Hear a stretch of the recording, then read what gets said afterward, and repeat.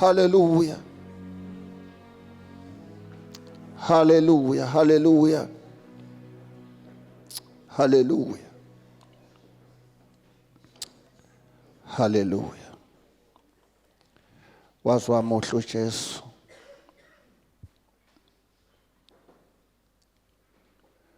Wazwa mohlo uJesu nantambama. Wazwathembeka. Noma kwesisikhathi singasathembekanga thina. Kodwa yena uhleze ethembekile. uNkulunkulu wezethembiso. Uzathi kungawa izinkanyezi kuwe nezulu nomhlaba kudlule. Kodwa izithembiso zakhe zimile zinguyebo zingu-amen. Hallelujah. Asikaze simbone uNkulunkulu othembeke njengalo uNkulunkulu esimkhonzayo. Njalo uma siza kuye uyasenza isiqiniseko asikhuluma ezwini lakhe wathi ozayo kimi angisoze ngamlahlela ngaphandle. Uma sike nje sathatha amanyathelo sithatha amanyathelo mhlawumbe abe mabili noma sihambe igxathe elilodwa yena thatha u10 ezakithi ezohlangabeza indlela sithanda ngakhona. Siyambonga uNkulunkulu bangcwele, singamshayela izandla umoya ongcwele kakhulu ukuthembeka kwakhe ngendlela emangalisayo. Ulokhu athembeka 2000 years ago mhlazana uJesu emshiya ethi ngiyonithandazela kubaba ukuthi anithumelele omunye umduduzi uyohlala nani kuze kube phakade. Wahamba ngempela uJesu wathandaza. Abafundi beBhayibheli bathi wathandaza izinsuku eziyishumi. Kwathi ngalolu suku leshumi wehla umoya ongcwele. Kusho ukuthi kwasekucaca kwase kuvunyelwe impethu yashiya ezulwini uzohlala nathi kuze kube phakade. Kwesinye isikhathi siyakhathala endleleni singenzi kahle, kodwa yena usiqinisekile ukuthi uyathembeka kuze kube manje. Lokho akuthunywayo lokho ekwenza kuze kube manje. Ufuna ukuyosipresenta phambi kaNkulunkulu siwumakoti ongenasihla nongcwele egameni lenkosi uJesu. Hallelujah. Ngiyathanda ke bangcwele ukuthatha leli thuba ngokukhulu ukuyithoba ngibingelele okokuqala ngibingelele umoya ongcwele esashiwa naye okhona phakathi kwethu. Ngiyacela simshayele kakhulu izandla egameni lenkosi uJesu. Ngiyathanda ukuphinda sibingelele abazali bethu esibathanda ngendlela emangalisayo ukuthi njalo uma bekhona phakathi kwethu sikuthokozele, noma futhi bengekho phakathi kwethu siyazi usuke benathi ngomoya. Yingakho sibabingelela bengekho phakathi kwethu, sibashayele kakhulu izandla egameni lenkosi uJesu. Hallelujah. Asiyeke ukubingelela ubuholi bebandla abobaba kanye nomama bakwabo. Siphinde futhi sibingelele obaba omama osisi obhuti kanye no super church egameni lenkosi yethu uJesu Kristu. Nezisebenzi zonke ke zenkosi ezisikhonzayo endlini kaThixo. Uqala ngabo ama worshiper ade sikhonza lana kanye nabashayi bogubhu ngendlela emangalisayo sebesithathe bayosifaka kwelesithathu izulu sisemhlabeni ngendomiso. Hallelujah. Ngoba bangcwele lithi izwi lenkosi uNkulunkulu uhlala esihlalweni sakhe sobukhosi, kodwa uma sesimdumisa uyasuka esihlalweni sobukhosi azohlala endumisweni zabangcwele. Njengoba simdumisa uThixo uyanyakaza azohlala ekudumiseni kwethu ngegama lenkosi. Sibashaya izandla egameni lenkosi uJesu. Hallelujah. Siyathanda futhi ukuqhubeka sibingelele kakhulu abasigcinela le ndawo esikuyona ihlanzekile ngegama lenkosi. Sibingelele aba security, sibingelele ama-usher, sibingelele nje zonke izisebenzi zenkosi abakwa media nabasibukayo enkundleni zokuxhumana. Siyababingelela egameni lenkosi ethu uJesu Kristu. Kuhlala kuyintokozo ukuhlanganyela endlini kaThixo sizokhonza uNkulunkulu ngegama lenkosi.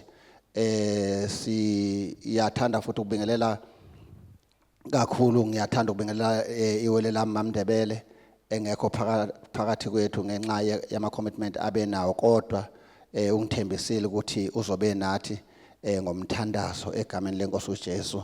Siyambonga kakhulu uNkulunkulu Bangcwele ukuzoma nje kule ndawo Bangcwele kwasakhona kuumusa ngokwakho, ngoba asimlana ngenxa yokuhlakanipha esinakho kunabanye, simanje la ngomusa. Lo musa sesiwutholile, asubukeli phansi ukuthi sizoma sizokhonza umzimba kaKristu ayithengela wona ngegazi lakhe. Kuumusa kwakhona lokho egameni lenkosi uJesu. Siyambonga uNkulunkulu Bangcwele, sizokhonzana nje kafushane okukhulu kakhulu namhlanje, sizothandaza okuyona nkonzo lolu suku olubekelwe yona ukuthandaza egameni lenkosi uJesu. Sibiza uNkulunkulu ezintweni zonke. Haleluya. Kulula ukukhonza uNkulunkulu uma uqonda ukuthi uNkulunkulu kungakanani asenzela khona, nanokuthi njengoba sizothandaza nje Bangcwele thina kuncane sizokwenza. uNkulunkulu bengazenzela yonke lento esizoyithandazela ngokwakhe singekho thina, kodwa ngoba uNkulunkulu uyasithanda sizingane zakhe ufuna nathi kube khona nje ingcenyana esibambayo. Haleluya. Yena besenza okuningi. Haleluya. Indaba yomthandazo Bangcwele ngihlale ngisho ukuthi iyafana nobaba nengane yakhe bethi bequkula something noma bequkula itafula, bese umzali abambe le ndawo esinda kakhulu, ingane besibamba le ndawo engasindi kakhulu, kodwa ibe ingcenye yalokho kubeqhukulwa. Haleluya.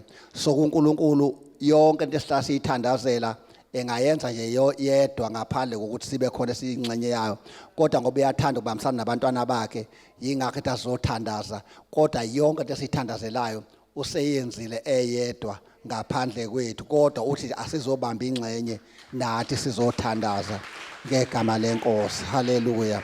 So ke Bangcwele, haleluya, uNkulunkulu uwenza okukhulu thina senza okuncane. Haleluya. Uma ke wasambulela lokho ngeke sijuluke, ngeke sithwale kanzima, sobe sathi umzali wethu wenza okukhulu thina senza okuncane ngegama lenkosi. Sizothandaza ke Bangcwele, ngicela nje sibukele izwi lenkosi bese siyakhuluma kafishane bese siyathandaza. Haleluya. Kwaze kwamnandi Bangcwele ukukhonza uNkulunkulu. Uyabona nje uDavid ngiyayibona lento eyathi wajabula uma bethi asiye endlini kaJehova. Indawo yokujabula Bangcwele yila. Haleluya. Uma ufuna ukuthola intokozo epheleleyo enganezela usizi, hamba endlini kaThixo. Haleluya. Siyasibona abantu bephuma bethi bayothokoza, kodwa ukuthi mase bephela okunye kokuthokoza kwabo uthola ukuthi kuphetha sekunosizi. Haleluya. Thina sithokoza kuze kuyovalwa, sithokozile ngoba sisendlini kaThixo, sisendaweni eright. Haleluya. Zishayele nje ihlombe ukuthi wakhetha ukuba sendaweni eright. Haleluya. Haleluya. Siyambonga kakhulu kuNkulunkulu Bangcwele, asifundeni lezwi lenkosi sizobe sesiyathandaza lelapha encwadini yabaseFesu chapter 1, sofunda nje uverse 18. Yeah. Efesu chapter 1 verse 18 ngegama lenkosi. Ja verse 18 nje kuphela.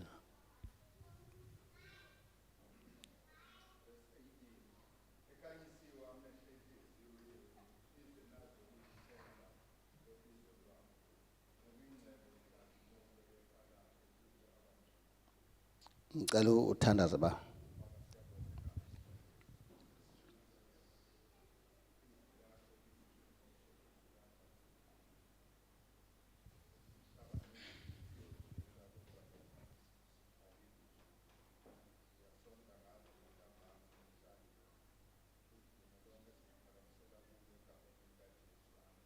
Haleluya.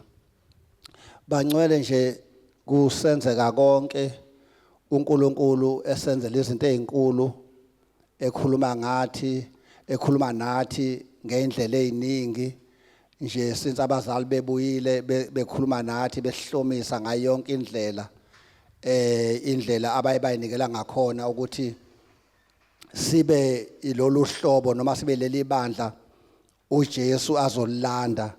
Njengoba kubonakala ikhathi nezimo sisho ukuthi akusekudala uJesu abuye. so uyambona uNkulunkulu nendlela asakha ngakhona uyaphuthuma ukuthi sibe lento ayifunayo. Haleluya. Mabe sethi abazali bese bethi angizoma namhlanje phambi kwenu kule nkonzo yomthandazo kuyiwava nje leli verse elilodwa ukuthi senga amehlo ethu angakhanyiswa enhliziyo yethu.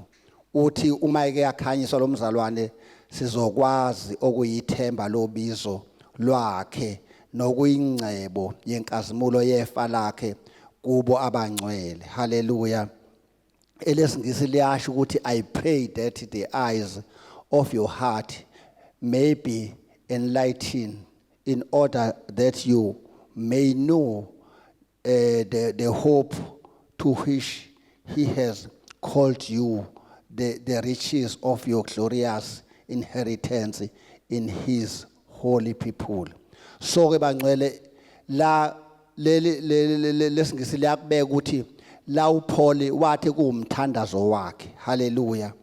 Kuumthandazo wakhe ukuthi njengoba uNkulunkulu esekhuluma into ezinkulu kangaka wakhuluma imfihlakalo ezinkulu kangaka ebandleni lakhe wasembulela izinto ezinkulu esingazaziyo senga amehlo enhliziyo angambulwa noma amehlo enhliziyo angabona. Haleluya. Ngoba lana enyama awakwazi ukubona into kaNkulunkulu. Haleluya.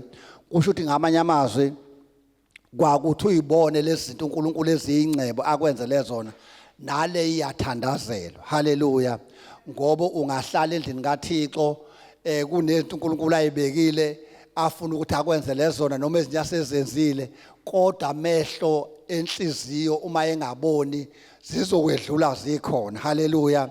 Kuzokwenzeka lento ejwayele ukushiwo ubaba umfundisi ukuthi kuyenzeka ukuthi uNkulunkulu eseyilethile izinto zakho uma ungambule uma amehlo akhe engambuliwe noma amehlo akhe engaboni uzoqhubeka uyicele uNkulunkulu eseyilethile. Haleluya.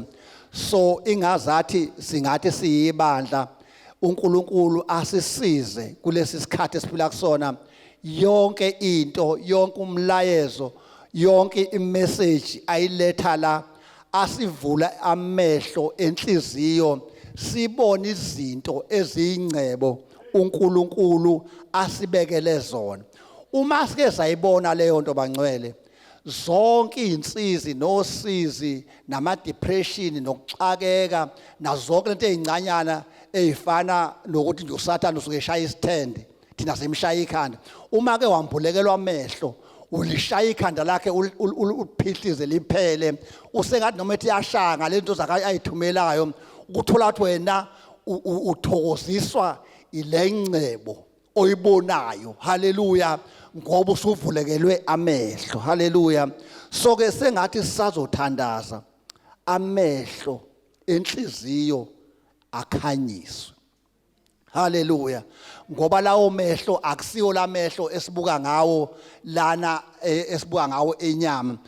La enyama awabuki izinto zikaNkulunkulu esikhathini esiningi. Ajwayele ukuthi mawuthi uqalaza ngawo avela kubukisa izimo. Athi uyayibona lezi mephambi kwakho akulahlise ngethemba. Kodwa make kwavulwa amehlo enhliziyo. Haleluya. Uthi nje mawuguqa phambi kaNkulunkulu uthi mawubuya bakubuye bakubone sewubuya sewukhuluma uthi ngingeze ngabala ubuhlobo lapha bathi ukhuluma ngabuphi ubuhle yingoba uguqile uthe uma uguqa wasekuvulwa amehlo enhliziyo wabona izinto abantu abangeke bazibone. Haleluya.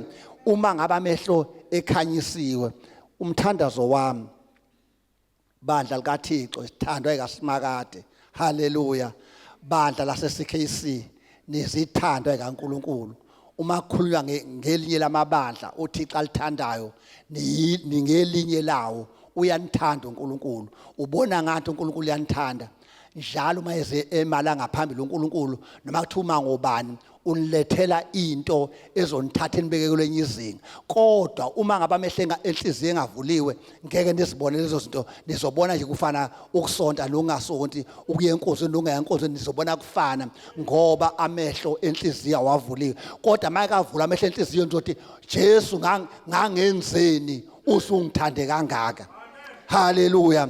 Ngangenzeni uze unginikeze into enjena. Khona umunye umzalwane okomalanga phambili wathi sikhumbula nje sisanda kusindiswa uba Mahlaba noma Mahlaba besashimela iRadio kwesikhathi bashimele ngamakhaseti sasihamba sesiwafuna silifune office lapho likhona sifune ukumlalela kuyikhaseti noma kuyivideo sifuna ukumlalela noma engasamanga phambi kwethu kangakanani ke namhlanje uNkulunkulu lasithanda ngayo wagcina senze sahlangana naye wazoma phambi kwethu sazorabha ama shoulders naye ekubeni uNkulunkulu besikade simlangazelele kude uma ke kwakhanyiswa amehlo sizobona uNkulunkulu usenzeleni.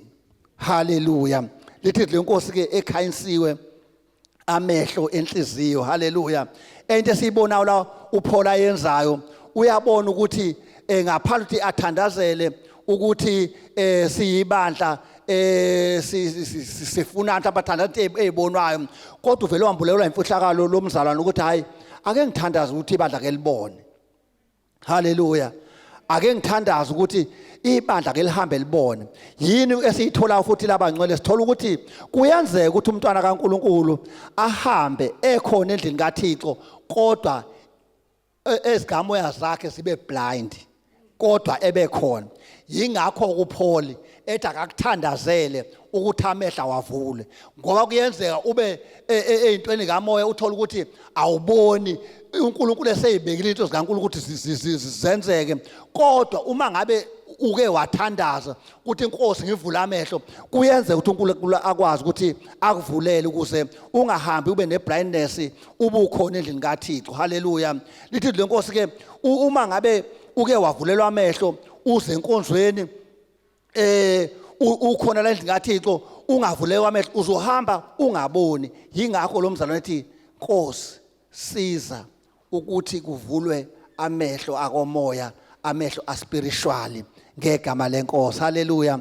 Uyayicabanga nje ungena endlini kumnyama kukhona ifurniture kukhona zonke oyidingayo kodwa makungakhanyi uzohamba uyingqubuza kuzo ungayiboni kodwa make kwakhanyiswa uzoqala uyibone. Kuchazana lokho bangcwele kuchaza ukuthi njengoba singabantwana bakaNkuluNkulu uma ngabe amehlo enhliziyo noma amehlo kamoya engambuliwe sizohlala nezinto kaNkuluNkulu ezinkulu ezikhona kule furniture ezithina ezikhona kule ndlu ezithina efenishwe ngayo yonke into efunekayo kodwa zohamba siyishada nje kuyona singakuboni ukuyisebenzisa kwayo ngoba kumnyama khanye kodwa mhlazane kwakhanyiswa uzobona ingcebo yefurniture uNkulunkulu akufenishe ngayo noma ingcebo yezinto uNkulunkulu akwarishe ngayo uwayadi izinto zikaNkulunkulu kodwa uma ungaboni ungambulekelwa amehlo enhliziyo engavuliwe uzoyinqubuza nje kulezo zinto akusho ukuthi azikho yingoba nje akakhanyi. Haleluya. Nasendlini akusho ukuthi ifurniture ayikho akusho lento oyidinga zasendlini azikho awuziboni makumnyama kodwa make kwakhanyiswa uvela uyibona ukuthi hayi kanti indlu yami inhle kangaka ifenishwe kanjena kunezinto ezingaka ezinhle ezikulendlu. Haleluya. Uma uNkulunkulu kwasivulela amehlo wasivula amehlo enhliziyo sabona into kaNkulunkulu sizohamba sihambela phezulu. Haleluya. Athi uSathane uzama ukushaya kube ngazathi ushaya isithende sishaya ikhanda ngoba sibona ingcebo yezinto efihliwe la empilweni yethu siwarishwe ngeinto ezinkulu engasusa njoba adeshe umpostoli siswakule lenkonzo sisuka kuyona ukuthi uma ke wayiqonda lento obheke oyiphethe uzophuma nje ubhekane nedemoni ungalisabi. Haleluya. Noma bekuthiwa belinjani noma kuthi umuntu usegula uyayalela kodwa uma uwarishiwe ulazi igama lika Jesu uNkulunkulu akunikeze lona uzomqonda nje ngegama lika Jesu ungasabi nalo Sathane ethi uzokwenza njani mangabe engasindi uthi angikwazi okungasindi kwathiwa mina ngikhulekela umuntu aphile ungasindi ke mhlawumbe ungagcina wena Sathane mina ngiphethe ukuthi la ngiwarishwe ngokuphila komuntu. Haleluya. Uma ke wayibona leyo nto ayikho idemoni ezoma phambi kwakho. Haleluya. Azikho izinkinga ezoma phambi kwakho zilokho zikolodela ngoba wena uzosho ukuthi la kumina ngiphethe imfihlakalo zezulu ngoba amehlo avuliwe. Haleluya. So uNkulunkulu akasize asivula amehlo. Hallelujah. Sihambe emhlabeni sine confidence ngeyithembiso zikaNkulunkulu. Sambe sazi ukuthi uNkulunkulu kunobizo asibizele lona. Hallelujah. Uma ufunda incwadi kaJeremiya 29 verse 11 uthi ngokuba ngiyayazi mina imicabango enginayo ngani, usho uJehova, imicabango yokuthula kungeyona eyobubi, ukuba ngikunika isikhathi esizayo nethemba. Hallelujah. Uma ke nje wavulekelwa amehlo, uNkulunkulu yathi unemicabango ngawo. Athi uSathane uzoqamba mangathi uyabona into zakhe ayihlangani osibanibani ziyahlanga, uthi hayi ungangitsheli ngosibanibani ngoba izinsuku zabo zimfishane, uma bengabalekeli ukuza ngapha ngakumina basengozini. Mina ngiyayazi imicabango uNkulunkulu anayo ngami, ngoba ubona indlela uNkulunkulu akufenishe ngayo, ubona uNkulunkulu indlela ayiwirishe ngayo impilo yakho. Awusabe ubhekana, awusabe nje uphendulana nesitha uma siza nezinto za ezikhohlisayo. uSathane akekho umuntu onamanga njengoSathane. Hallelujah. Ingakho waze wabizwa wathiwa ungubaba wamanga. Hallelujah. uSathane wazi kahle ukuthi bonke abantu abangamkhonza uJesu egcineni baye kufeni kwangunaphakade. Kodwa indlela akhohlisa ngayo asenza singaboni ngakhona, uthi laba abantu abangenaNkulunkulu bayaphumelela. Esho abe azi kahle ukuthi uma zigeza phela izinsuku zabo baye kufeni kwangunaphakade. Uyabona ukuthi unamanga kangakanani, ufuna ukuzothatha wena kulento ephilayo ukuze uzohalela into efile ezofa kungekudala. Hallelujah. Kunokuthi uenjoy ukuthi uyayazi imicabango uNkulunkulu anayo ngempilo yakho. Uma ke wavulela amehlo ke kwenzeka leyo nto ukuthi wazi ukuthi mina ngiyayazi imicabango uNkulunkulu anayo ngami, futhi uyazi ukuthi uNkulunkulu akasoza akushiye. Uma ke wazi lokho awubehave njengengane ebuyishiyo, kodwa ubehave njengengane eyazi uthando kaNkulunkulu. Uma wathi unobaba okuthandayo awubulokhu usatshiswa izimo zonke ezikhona, ngoba kunomuntu owazi ukuthi uyangithanda ubaba. Sobangcwele akuhlale kusenhlizweni yethu simbulekelwe amehlo ukuthi uJesu uyasithanda. Hallelujah. Futhi uJesu unezinto ezinkulu anazo ngempilo yethu, futhi uma ngabe sikisaba nalokho sizokwazi ukuma sibhekane naye noma iyiphi inselelo. Hallelujah. Futhi enye into eyenzakalayo uma ke wambulekela amehlo, uya experience amandla kaNkulunkulu ukwazi ukuhamba umbulakelwa amehlo. Lithi lenkosi uma ufunda uma usufunda uverse 19 lo silifunda, uyasho ukuthi uma ke wambulekela amehlo ubona nobukhulu obumangalisayo bamandla akhe akithina esikholwayo. Hallelujah. Uma nje wambulekela amehlo uyubone ubukhulu obumangalisayo bamandla akhe kithina esikholwayo ngokusebenza kwamandla akhe amakhulu. Uma nje wazi ukuthi la nje uphila wena akusebenzi wena, kusebenza amandla akhe, uyena okwenza uphila impilo. Ngamanye amazwi uJesu ngomusa wakhe akafuni sixake kakhulu, ufuna ukusiphilela impilo. Hallelujah.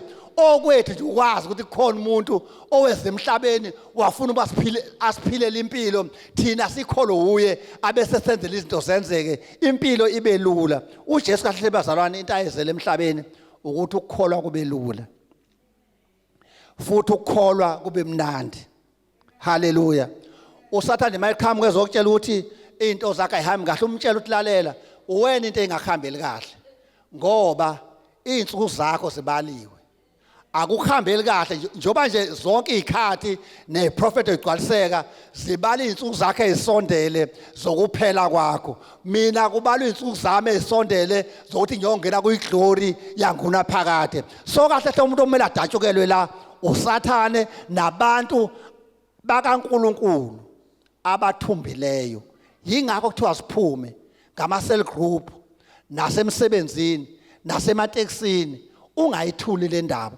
Uma ugibele eteksini kunabantu abakhona, yiba khona okusherishayo, ngoba abantu bakaNkulunkulu laba bathunjiwe, badinga ukuthi thina sibahambisele uthando ngenxa yokwazi ingcebo esinayo. Uma ungayazi ingcebo onayo uzosaba nayo ngoba uSathane kusabisa ethi bazothini, bazokulalela, bezokulalela, akubaleze ukuthi ayikho into abangazoyilalela kunomuntu uNkulunkulu amfaka kubona ngaphakathi owaziyo.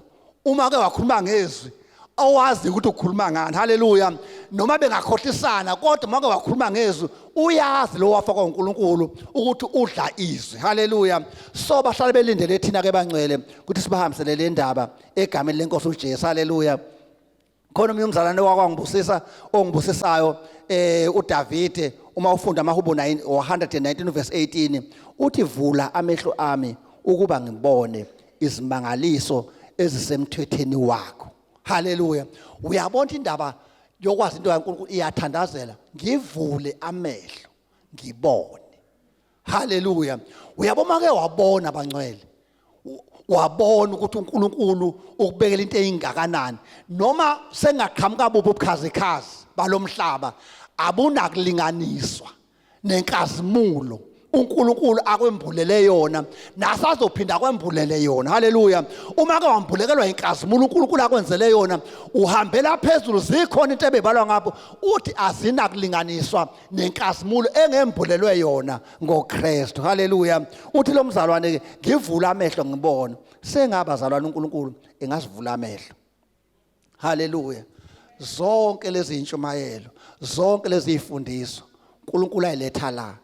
uNkulunkulu akasivula amehlo sibone ububanzi nobukhulu bukaNkulunkulu. Haleluya.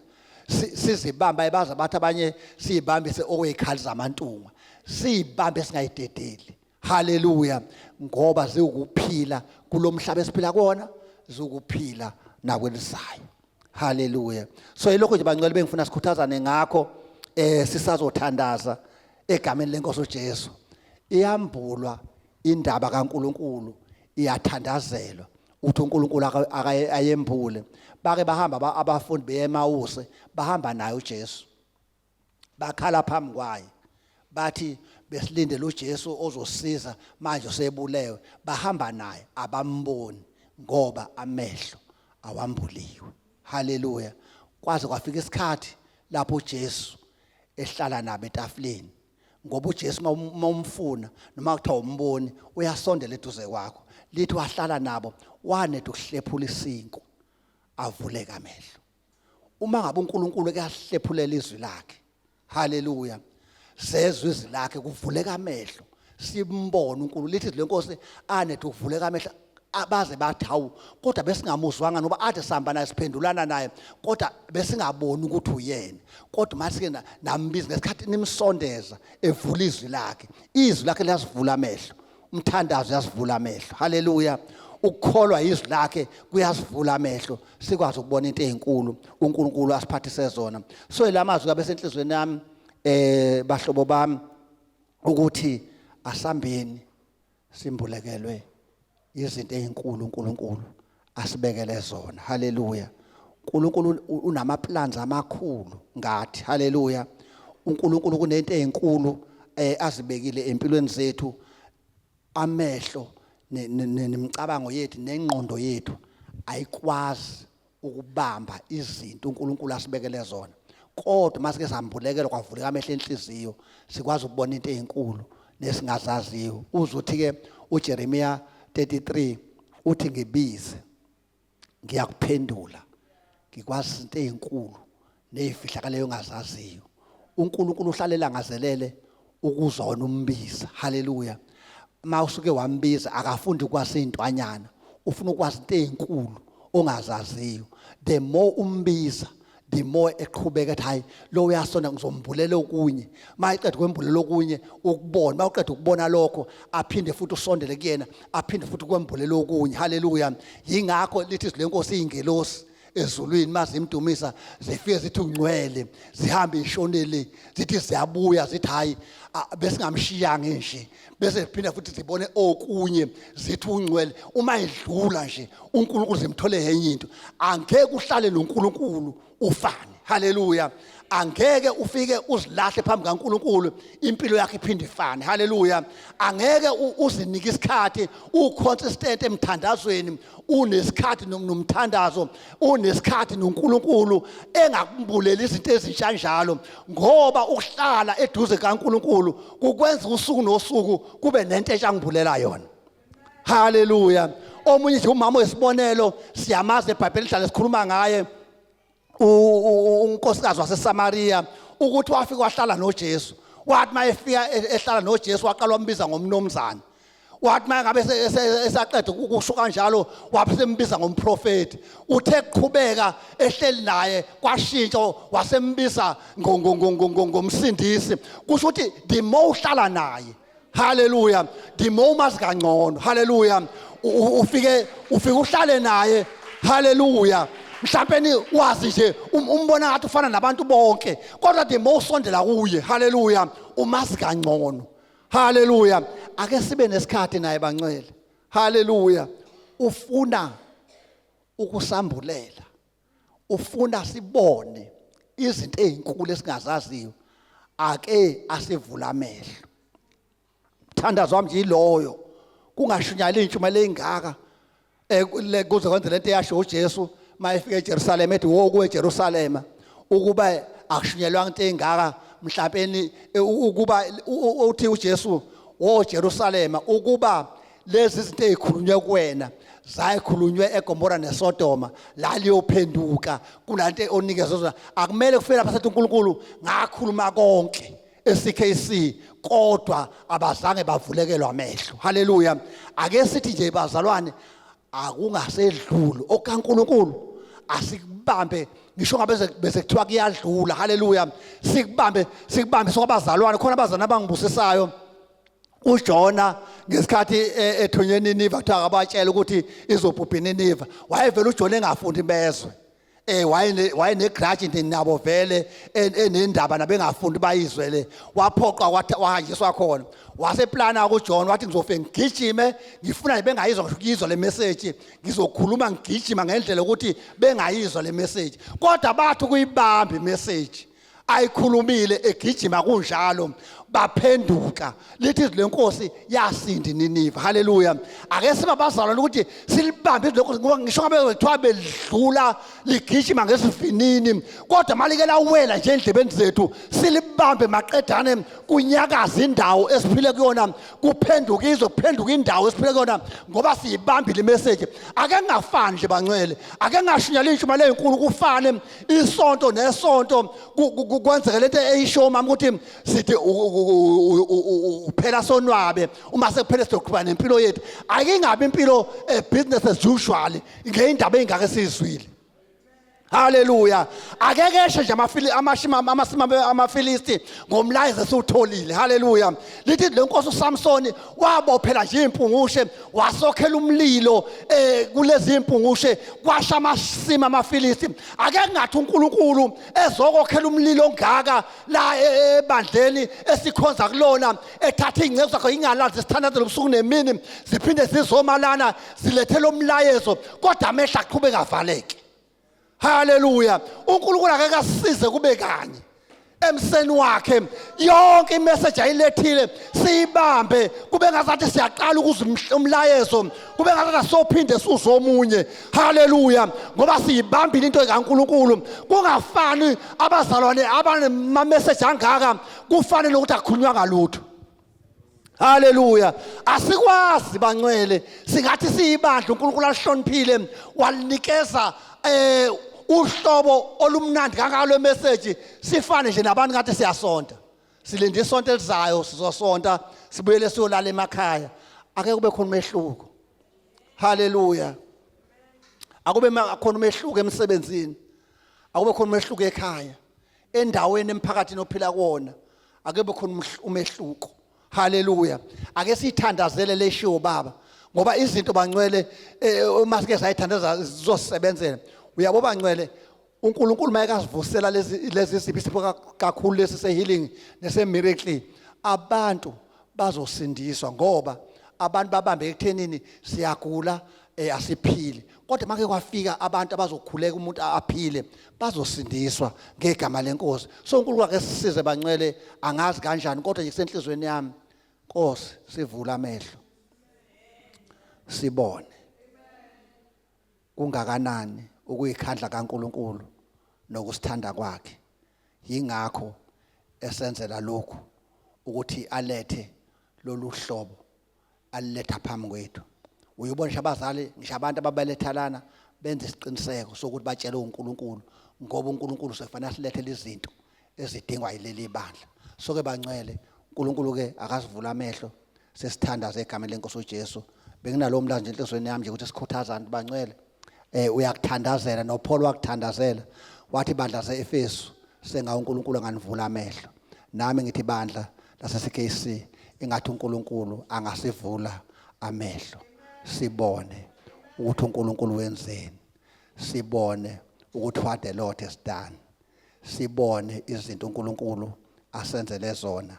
Akusafanele sijuluke kakhulu kodwa imase ke sabona zona sizobona nokumele sikwenze endlini kaThixo. Inkosi ayibose ukufunda kwethu layo sime ngenyawo sizothandaza. Ngicele ubaba Thabethe azasihola kule nkonzo yomthandazo ngegama lenkosi yethu uJesu waseNazaretha. Hallelujah.